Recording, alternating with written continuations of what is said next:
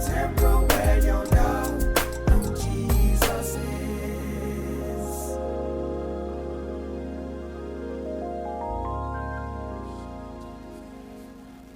And a certain woman which had an issue of blood 12 years and had suffered many things, blew of many physicians, and had spent all that she had, Erica, and was nothing bettered, but rather grew worse, Brittany. When she heard of Jesus, Bechet came in the press behind PJ and touched him, William. For she said, if I may touch but his clothes, I shall be whole. Before you take your seat, I want to impress upon you that she had been handling this thing for 12 long years, but she was still handling it. She made up in her mind one day that this is the day. I'm not going to handle it no more. Carry this thing no more. You just got to make up your mind. And the issue is, it's not crazy enough yet. God's got to make it so crazy that you make a decision. He can always bring you out, but you have to decide, I want to come out. Yes.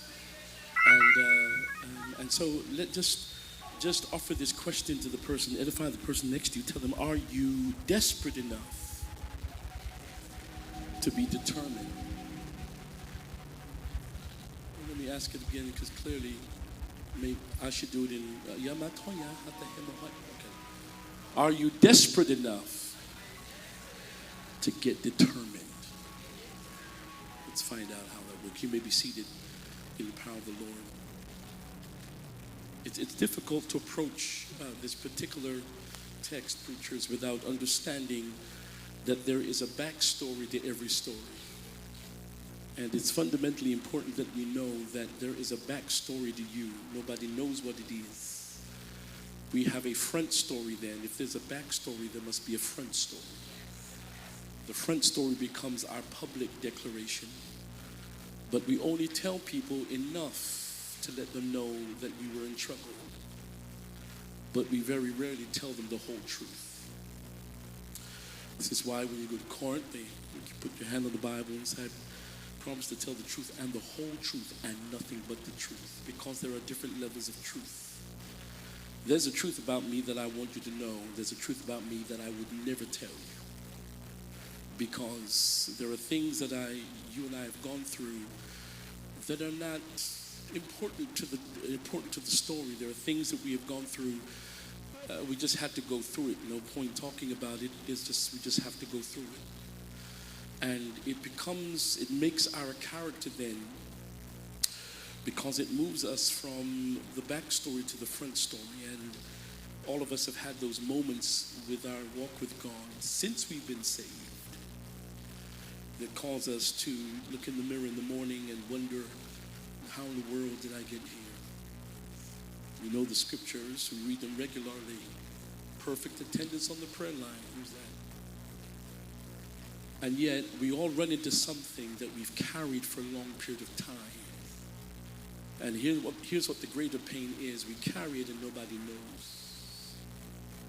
It's interesting that you can be around people and you can sense their burden, but they can't sense yours. And sometimes it's really difficult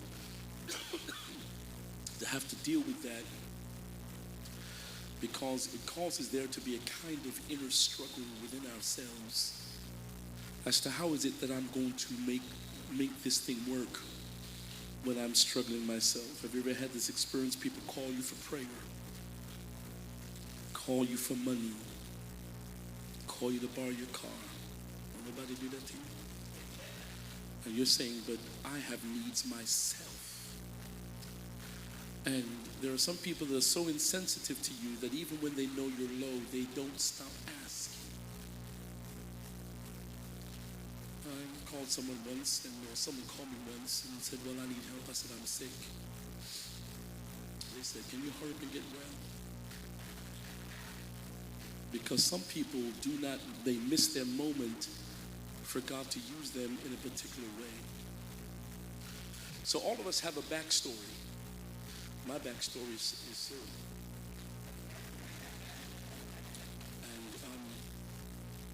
But we don't want anyone to know that, really. Can I just impart some things into you? God's going to give you some stuff in your life that should not be told. Because the moment you tell it, it changes the dynamics of relationships. Because people like to see you. They've already judged that you do well. And then some people don't believe you struggle. And just because I have a faith that always looks to God for deliverance does not mean that I will not struggle from time to time. That is the backstory. Somebody say backstory. But God is going to move us then into a place that can help us to believe who he is. Where everything that you've been through does not need to be told, but you're going to make it. Because if you can endure that when nobody was there to help, then God's going to give you someone that can help you now. But there are things that you have to go through alone. There's no other way to do this. We try to carry people with us only to find out that they can't handle us. They love us, but they can't handle us. And when they can't handle you, then they're surprised over the things that you cry about. And they're surprised when you suffer, and they're surprised when you get down. But we're all human. And if we're human, it means that we're going to have to go through things that we cannot tell anybody about. And because of this, the text wants us to know that there are things that are going to happen to us that will last a long time, and nobody will know that you're going through it. They see your praise, but they don't see the backstory. They see what you go through, but they cannot determine how is it that you had all of that going on in your life and you could still be faithful. What we don't realize is that there are certain things we have to handle by ourselves. Jesus had to go through certain things by himself. Even though he had 12 disciples around him, there was a time when Jesus would go to pray and he said, well, listen, you go pray. Let me go further. You go over here and pray, because not everybody can handle the things that you pray about. Not everybody can handle the kinds of concerns that you might have in your life. And because of that, Jesus decides that when I pray to God, I want to pray by myself, because this thing, what I'm getting ready to pray about, only God needs to hear. Nobody there with me yet. Only God needs to hear. Because if you hear it, it might affect your faith. But God can handle me. God knows everything that I'm going through. And so he went to the garden to pray. He said, listen, y'all stay over here and pray. But I'm going to go just a little further. How many have ever had to pray a prayer that had to go a little further? It wasn't an ordinary prayer. It wasn't just semantics, it wasn't nomenclature. This is when you open your heart and your soul to God. Lay on your bed and cry out for mercy, because there's something going on in your spirit that only God can handle. And as it is with humanity, Jesus comes back to where the disciples were, and naturally they'd all fallen asleep. Because not everybody's concerned like you are. They slept, and he admonished them and said, well, couldn't you not pray with me for an hour? It's kind of a long time, Jesus. But he was pouring out his soul for the entire world, and he just needed somebody to pray with him. Just somebody to cover him while he was going through what he was going through. Because there are certain things that happen between you and God that only you and God need to handle. And as close as I'm sitting to you, you don't know everything that I'm handling. You don't live with me. You don't walk with me. You don't go where I go. You're not with me 24/7. That's why a long time ago, I decided that I was not going to be a Pentecostal detective. I can't spend time trying to figure out what you do. I'm just going to pray for you when I see you. and I'm going to lift you, that God will begin to work miracles in your life. It's not important to me what you're coming out of. What's important to me is where you're going. And all of us have to come through it. If the ancestral church was here, they would say, some through the water, some through the flood. See, I don't have the ancestral church here. Some through the fire, but all through the blood. All of us are going to have to go through something that's going to be intentional. This woman then has a backstory, and we very little is spoken of concerning this. All we know factually, and I'm going to my seat, all we know factually is that she handled this thing for 12 years. But can you imagine having a situation where she's exhausted all her money, went to everyone, every doctor has told her the same thing. It's interesting that sometimes many of us have had this situation. You might go to a physician because you feel something's not working and they can't find the source of this. But you know your body. And you know your body like nobody. And so only you can know what's happening inside of you. And even though you've gone through everything that you need to go through, it leaves you in a sense of really self-deprivation when nobody can understand what it is you're going through. So now there are two levels she has to deal with. She has to deal with a physical illness, and now she has to deal with mental weight, because now she cannot be understood, because what she's going through is so amazing that nobody can identify what her struggle is. But for 12 years, I just want to make the case, 12 years. Somebody say 12 years. For 12 years, I don't even know what the math is on that in terms of days, but 12 years, year after year after year, she wakes up every day for 12 years feeling the same way. She goes to sleep every night for 12 years feeling the same way. And yet it becomes a problem because she does not know where to turn until she hears that Jesus is coming close by. Could it be that God just has you in a place where you are, and if you can hang on there, if you can hang in there and hold on to your dilemma for 12 years, the answer, oh yes, I just felt this, the answer's on the way now. The answer's on the way, but you got to hang in there long enough and bear the demons in the morning and the demons at night. David spoke about this. Said, I will not be afraid for the hour that flieth by day, nor for the destruction that comes in noonday, and for the terror that comes by night. Because if you can overcome fear, then a blessing is going to come your way. Oh, she's here trying to work it out. Can't tell nobody. It does not say, the text doesn't bear this out, and if I'm not correct, I'm telling you, Fields will correct me after this, but there's no family mentioned here. So she's alone now dealing with a situation that's critical to herself. And because of this, she has to handle this alone. And yet for 12 years, she convinces herself, if I wake up tomorrow is going to be the day that I really believe where this thing is going to be out of my life. And she has to go through it because there's no one else to turn to. Could it be now that Jesus waits systematically, strategically, he waits. She runs out of money. She runs out of patience, but she does not run out of God. Because God is patiently waiting for us to get to a place where we can acknowledge the real healer was already in the room. And the person that was going to bring us to the place we need to be is already here. But she has to be relentless. She has irrefusability because something is driving her to be different. It's driving her to consider things she's never considered before. And that's what will happen when you're in want or when you're in lack. You'll begin to try things that you've never tried before, searching for answers.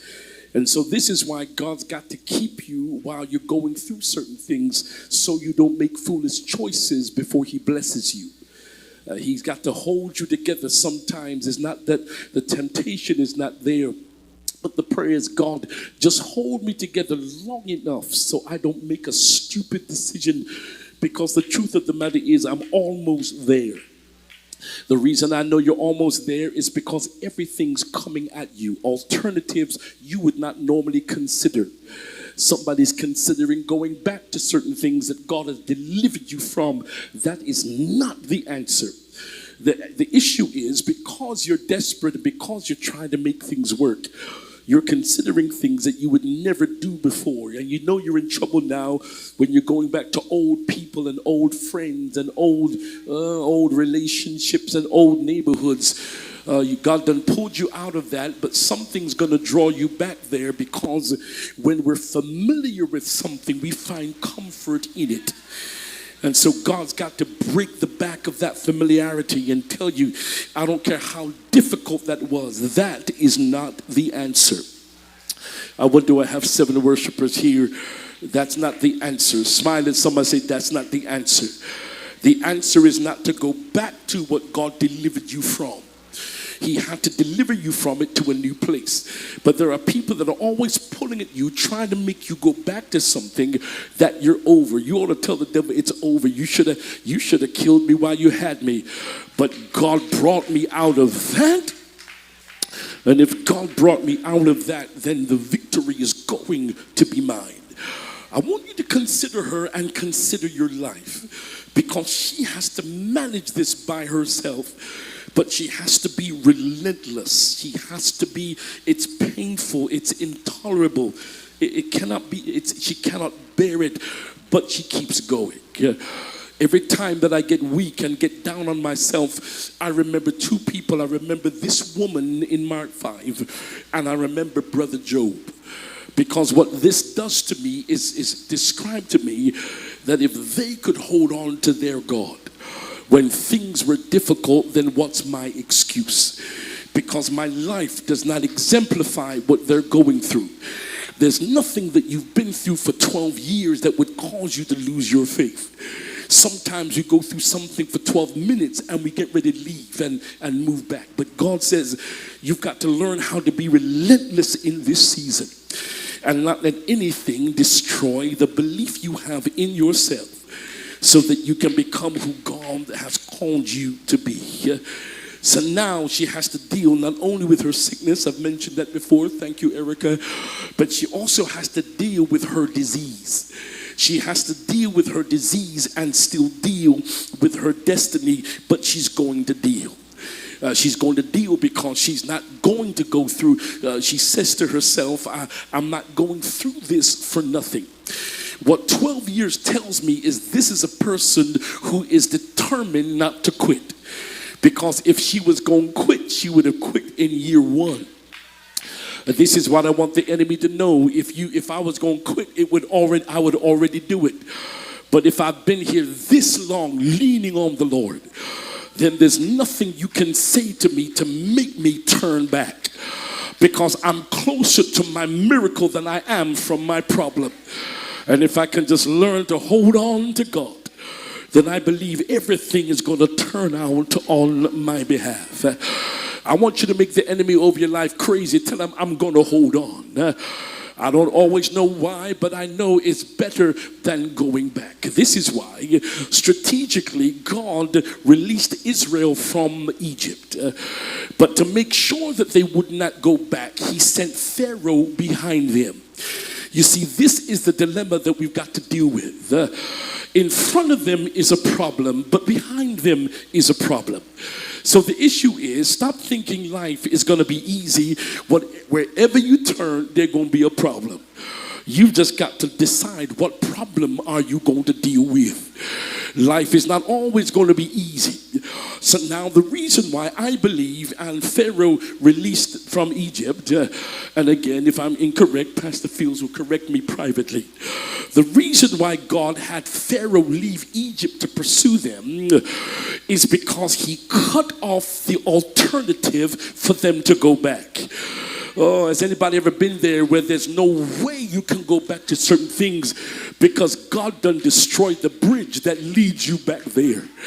And I know people tell you don't burn bridges. You don't have to burn this one, honey. God destroyed it himself. because I don't care what is behind you, greater is in front of you. So the Red Sea is in front of them. Pharaoh is behind them. And have you not learned yet that your enemy will drive you to be better than what you are? Because they had to keep moving because they couldn't go back. I don't find my 7 worshipers here. I don't care how you feel, I just can't do it. Every time I think to go back, God reminds me of a miracle that he's already done for me. Every time it looks like I'm going to lose my mind, I might not have a present praise, but I've got a past praise. And if you can reach back just 2 years ago when God moved your life in such a way, I'll not let a present circumstance destroy a future miracle for me, because I can't go back. So Pharaoh chased them into the Red Sea. Chased them so much until when they got there, there was no place else to go.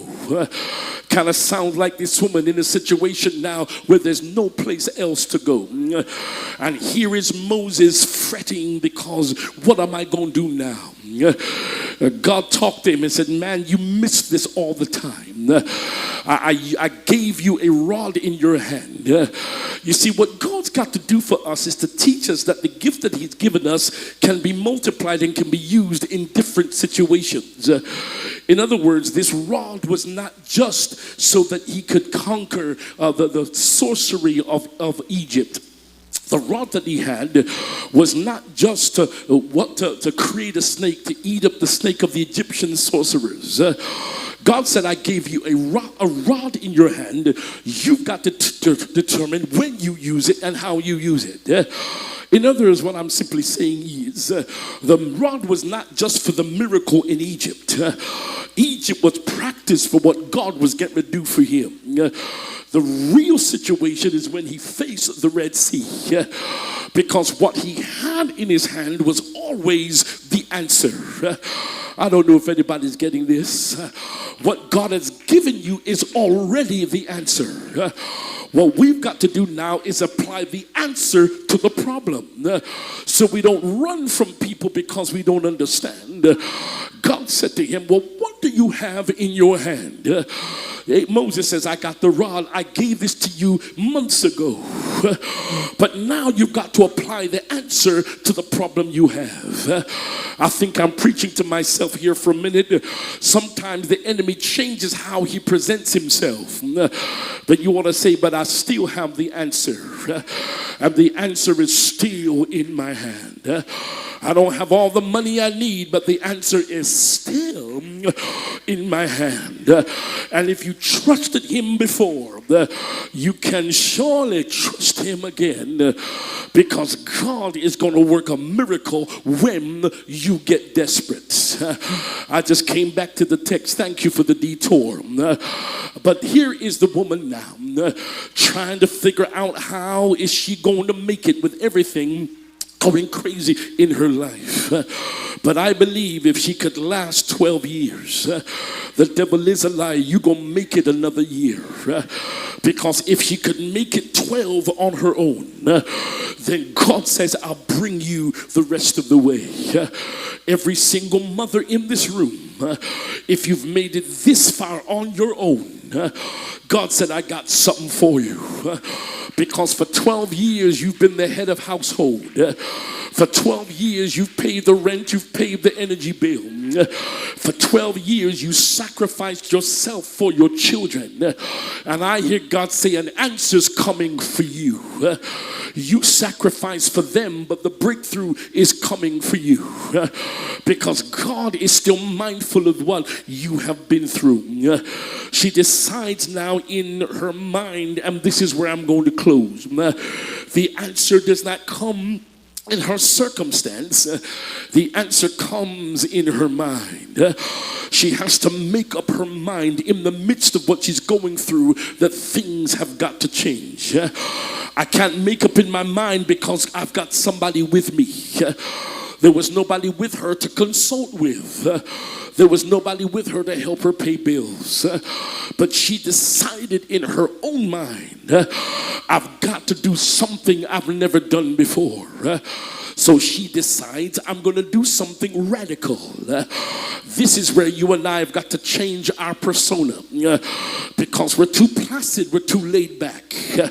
You've got to tell the devil that's trying to kill your children, it's not going to go down that way. Because I've closed my mouth for long enough. But right now I need something from God that only God can give me. Am I preaching to anybody in this room? You've taken it long enough. You've been depressed long enough. You've lost your mind long enough. And God says, I need you to change your thinking. I know you got a situation, but God says, I got to change your revelation. Because until you make up your mind, oh God, I wish I had about 7 worshipers here. Until you make up your mind, you're still going to think broke. You're still going to think destitute. Just because the last thing didn't work for you does not mean it's not going to work now. Because God has made up my mind. And I've learned through what I've been through that there's no weapon that's formed against me is going to be able to prosper. You got to make up your mind. I've got to go to my Saint, my petrol's running out. But look at somebody, tell them, make up your mind now. Stop looking at your situation and ask God for a revelation. Because if I can think deliverance, then deliverance is going to come my way.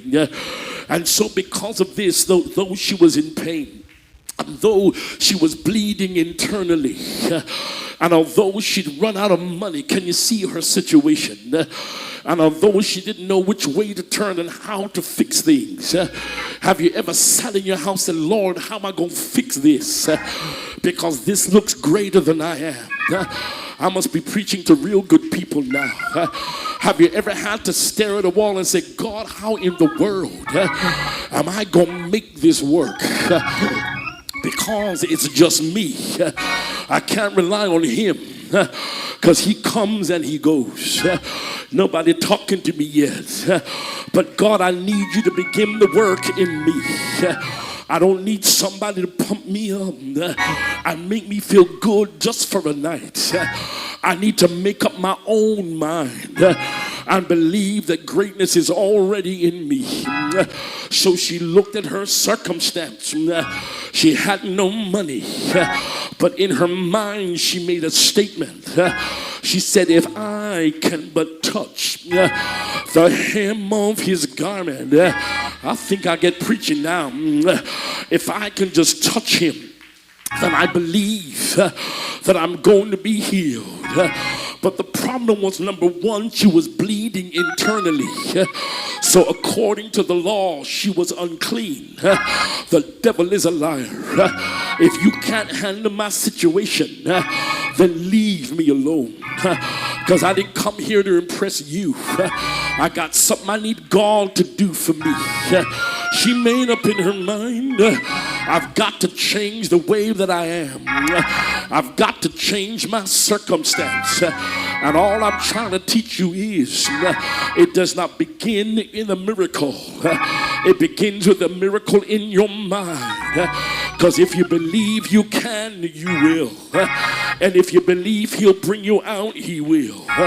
But a double-minded man is unstable in all his ways. What's God going to do for you when you believe him today and doubt him by the next hour? You've got to make up your mind that I'm going to serve God with everything that I have, that I'm going to serve God with my body, mind, and spirit. I'm not going to give my body to this one. I give my body to God so he can use me the way that he chooses. She made up in her mind. I feel like preaching like from North Carolina.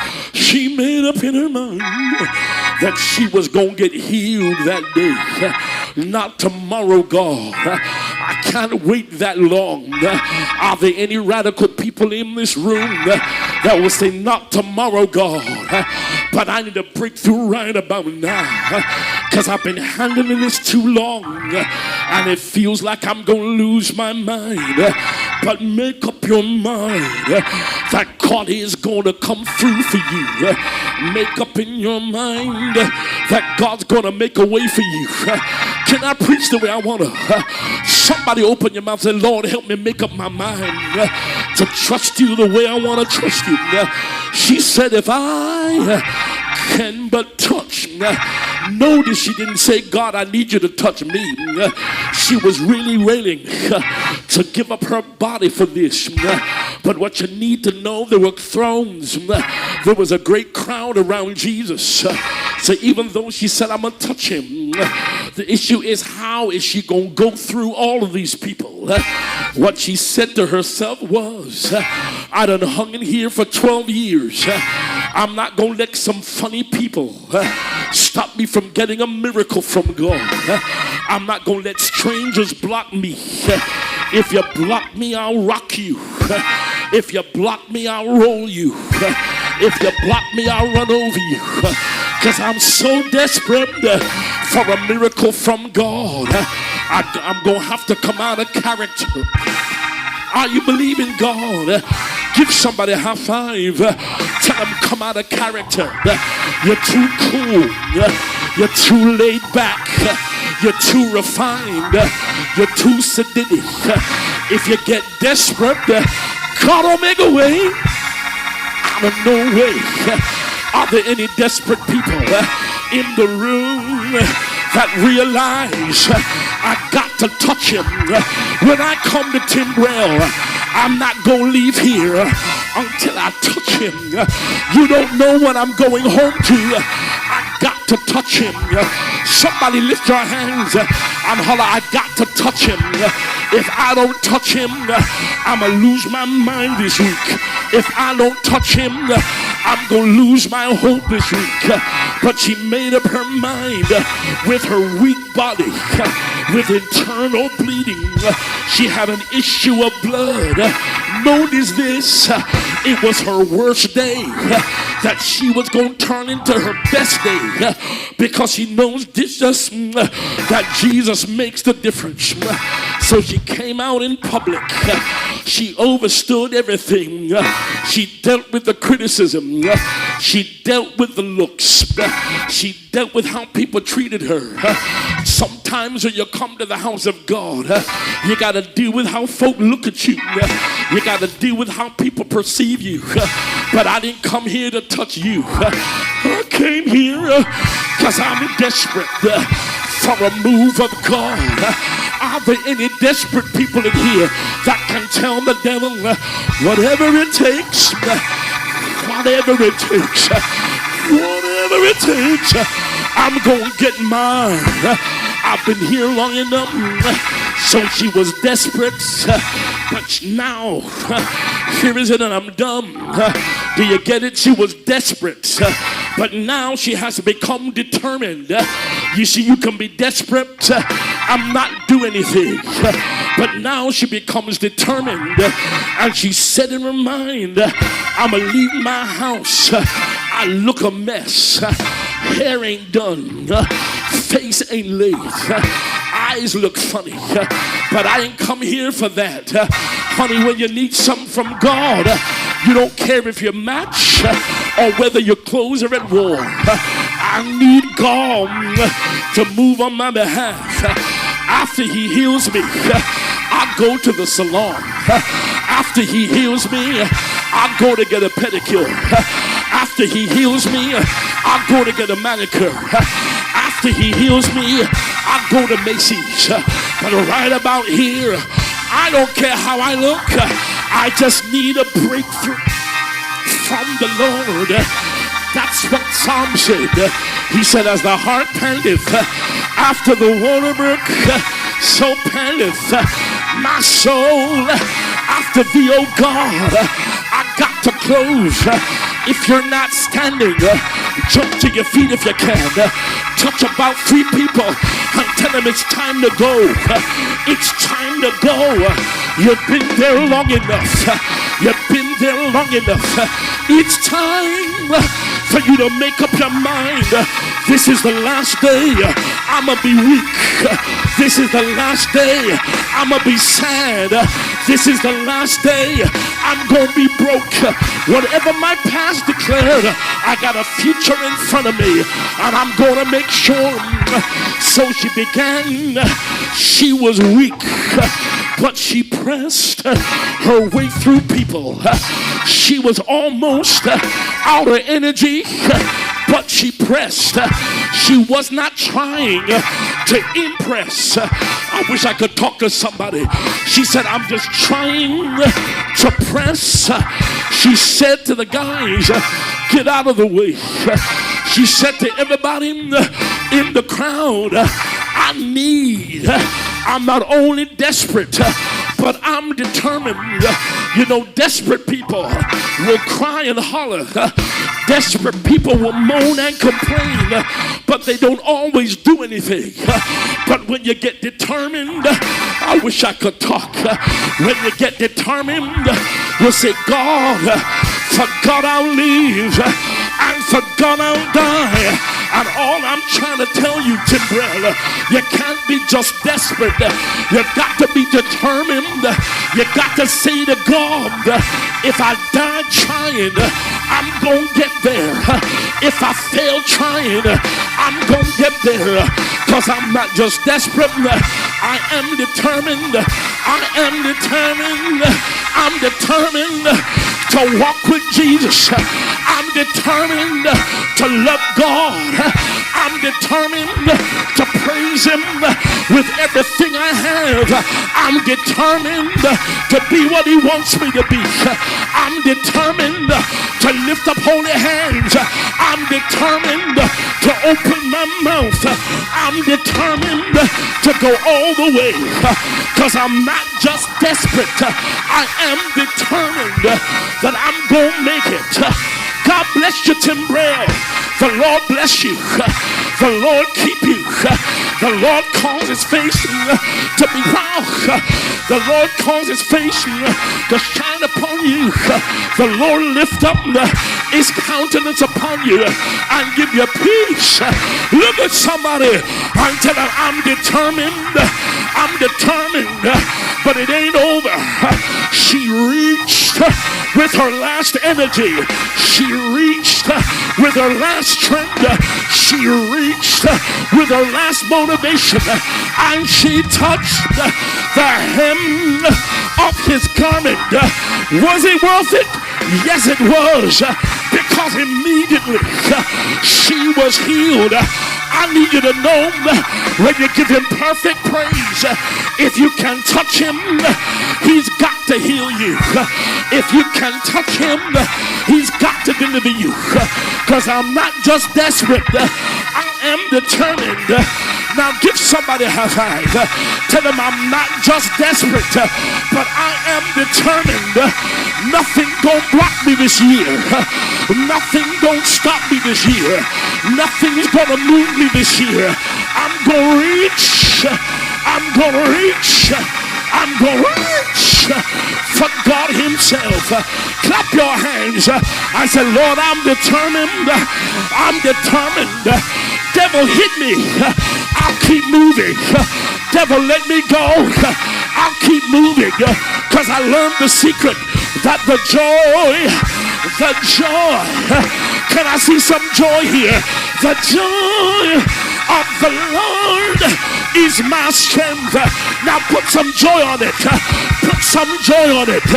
Put some joy on your determination and tell God, I gotta touch you. I gotta touch you. God bless you, Timbrel. Clap your hands. Give Him praise. I'm determined. I said, I'm determined that come hell or high water. What does that mean? I'm determined that in sickness I'll bless Him. I'm determined that with a broken heart I'll bless Him. Because I'll let nothing separate me from the love of God. I'm determined.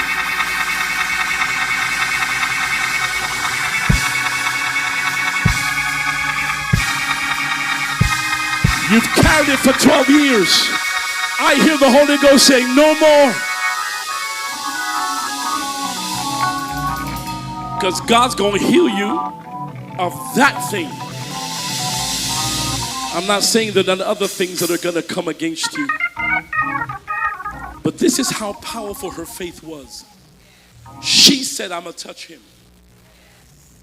In most other instances, Jesus would touch by command.